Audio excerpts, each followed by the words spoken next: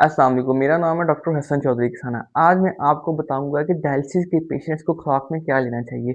जैसा कि एक सीकेडी का पेशेंट है जिसकी किडनी नॉर्मल फंक्शन नहीं कर रहे, हम उन्हें पहले एडवाइस यही करते हैं कि वो साल्ट इंटेक कम करें और पानी का इस्तेमाल भी कम करें और इसके अलावा प्रोटीन इंटेक को भी कम करते हैं। लेकिन अगर एक पेशेंट के अब डायलिसिस स्टार्ट हो चुके हैं, now it's life is completely changed.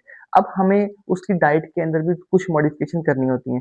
एक तो जो पानी और साल्ट का जो इंटेक है, वो तो हम कम ही रखेंगे। उसमें नहीं हम कभी भी कहते कि जी साल्ट या पानी के इंटेक को डायलिसिस के बाद बढ़ा दिया जाए। लेकिन जो प्रोटीन इंटेक है, उसको हम कहते हैं कि वो क्योंकि एक डायलिसिस जो है, वो एक स्ट्रेसफुल प्रोसीजर है। अब स्ट्रेसफुल प्रोसीजर इट मीन्स कि आपके जो बॉडी के अंदर से ब्लड निकलता है, वो मशीन के अंदर जाता है, वॉश आउट होता है, फिर वापस आता है, तो एक स्ट्रेसफुल प्रोसीजर है। हमें डाइट के अंदर प्रोटीन इंटेक को बढ़ाना है।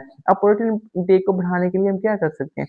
एक तो हमें जो नॉन वेजिटेरियन है, तो वो चिकन ले सकते हैं, फिश ले सकते हैं और जो एल्ब्यूमिन के लिए हम ले सकते हैं, जो अंडे की सफेदी होती है, वो बहुत अच्छी होती है। अब वो जो वेजिटेरियन है, वो दालें बढ़ा सकते हैं, पनीर ले सकते हैं, ये सब एक रिच सोर्स ऑफ प्रोटीन होता है।